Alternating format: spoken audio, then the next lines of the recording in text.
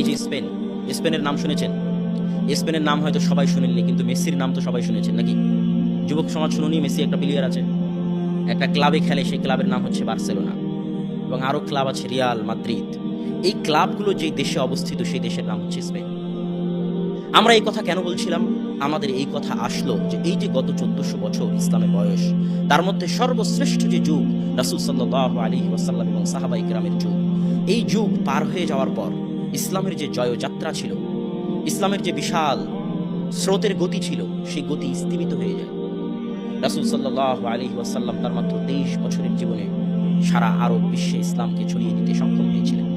খোলাফায়ে রাশিদিন মাত্র তাদের 40 বছরের শাসনকালে রোম এবং পারস্যের সাম্রাজ্যের যে শক্তিশালী ভিত ছিল তা মাটিতে মিশিয়ে ধূলিসাৎ করে দিতে সক্ষম হয়েছিলেন।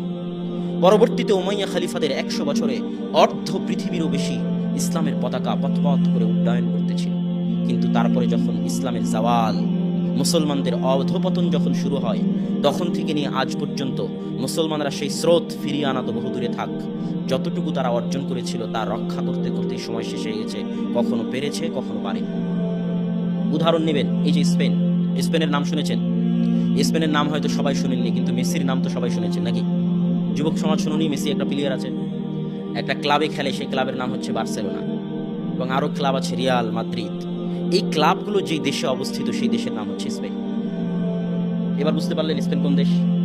সৌদি আরবে আমরা দেখি, সৌদি আরবের যুবকেরা, আমার খুব আফসোস হয়, কষ্ট হয়, শরীরে রোম শিউরে ওঠে যে আরব দেশের এই সমস্ত যুবক, এই সমস্ত কিশোর, তারা মেসির 10 নম্বর গেঞ্জি ইউজ করে। প্রচুর মেসির ভক্ত আছে সৌদিতে, রোনালদোর গেঞ্জি ইউজ করে, মেসির গেঞ্জি ইউজ করে, এবং তারা বার্সেলোনা, রিয়াল মাদ্রিদ এই সমস্ত ক্লাবের খেলা নিয়ে সর্বদা মত্ত থাকে।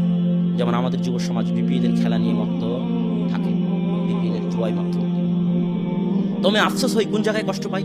যেই সমস্ত যুবক জানে না, আশ্চর্যের বিষয়, এই সমস্ত যুবক জানে না যেই সমস্ত ক্লাবের, যেই সমস্ত প্লেয়ারের খেলা নিয়ে তারা আনন্দ করতেছে, সময় নষ্ট করতেছে, ওই সমস্ত ক্লাব, ওই সমস্ত প্লেয়াররা যেখানে খেলে, সেই মাটি, সেই সরজমিনের মালিক একদিন মুসলমানেরা ছিল।